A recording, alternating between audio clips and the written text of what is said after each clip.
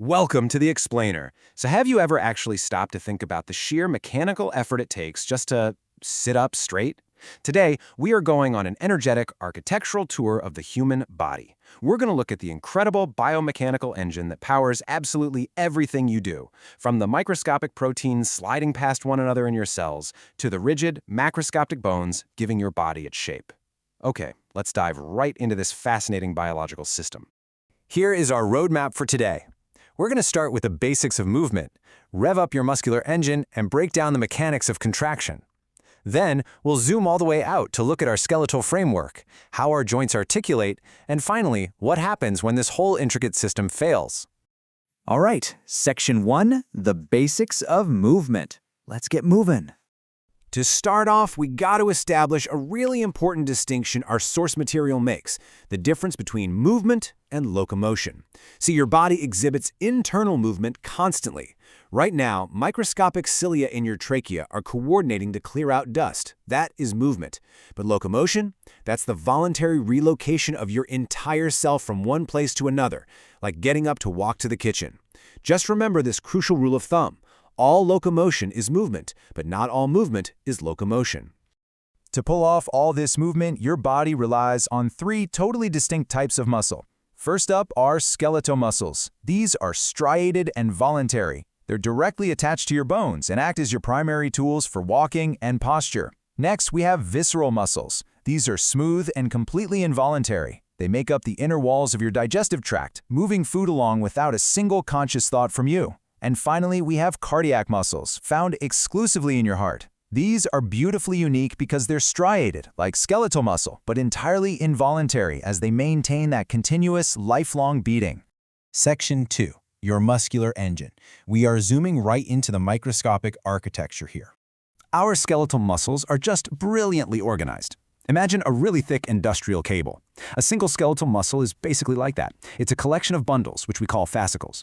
These are packed in tight and bound together by a tough, collagenous connective tissue called fascia. Inside each of those bundles, individual muscle fibers, all wrapped up in a protective membrane known as the sarcolemma. It is an incredibly robust structure designed specifically for maximum strength and efficiency. Now, if we zoom in even further inside those muscle fibers, we find myofibrils, and they have this really distinct pattern of alternating light and dark bands. The light bands are made of actin, we call them I bands.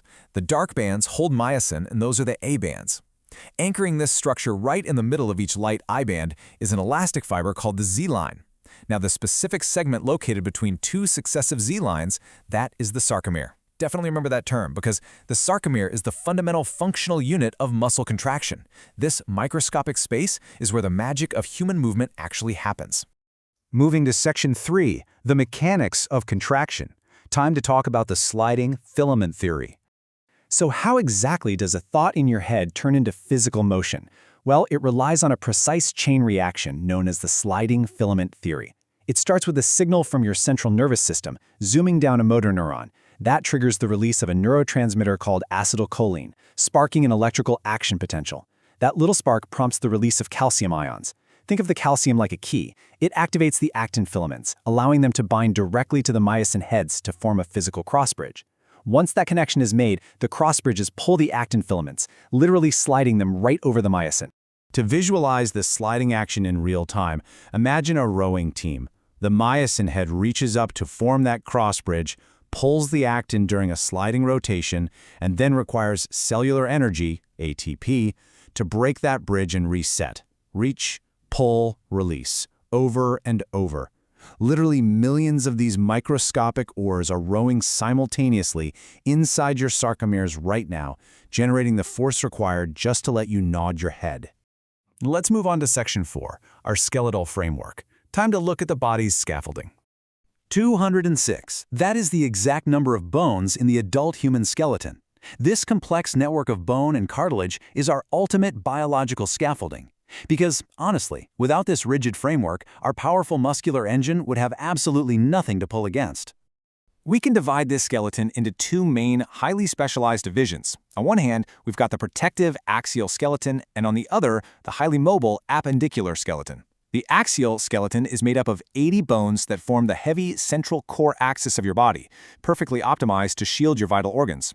Conversely, the appendicular skeleton, with its 126 bones, makes up your limbs and girdles. Those are mechanically optimized for leverage, letting you actually navigate through the world around you. Let's build out that central axis first. It's crowned by the skull, a crazy 22-bone puzzle of cranial plates protecting your brain and facial bones giving you your unique look. Supporting this is the vertebral column, a flexible stack of 26 vertebrae.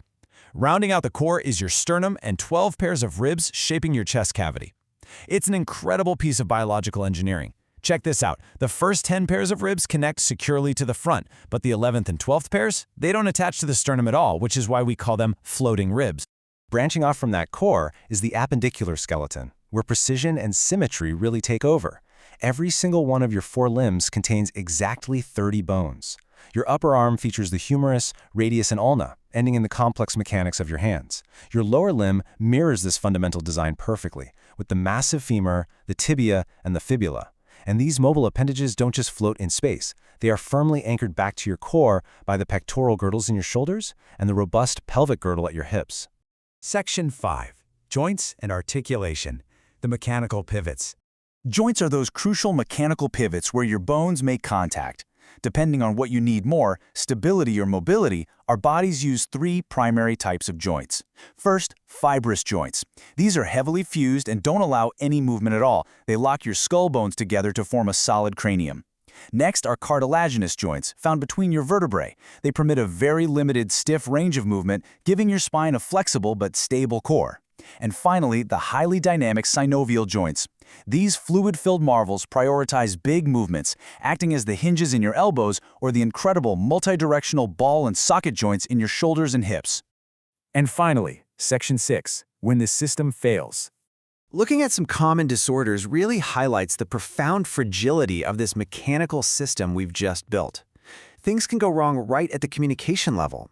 Take myasthenia gravis, an autoimmune disorder that literally attacks the neuromuscular junction, severing the signal and causing rapid fatigue. Or it could be a chemical imbalance. A simple drop in calcium in your body fluids can trigger rapid, involuntary muscle spasms called tetany.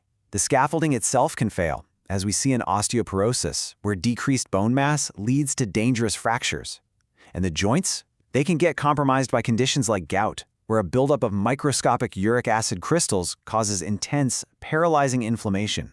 It really requires a perfect harmony among proteins, minerals, and bone just to keep us moving without pain. And that brings us to the end of our anatomical journey for today's explainer. Next time you take a walk later today, or honestly, even just stand up from your chair, take a second to reflect on the immense, unseen biological effort that makes it all possible. From the microscopic rowing of actin and myosin inside your cells to the precise articulation of your joints, your ability to move is an absolute marvel of engineering. With exactly 206 bones and millions of proteins firing in perfect sync just to power your next step, how will you protect and utilize your incredible biomechanical engine today? Keep wondering and keep moving.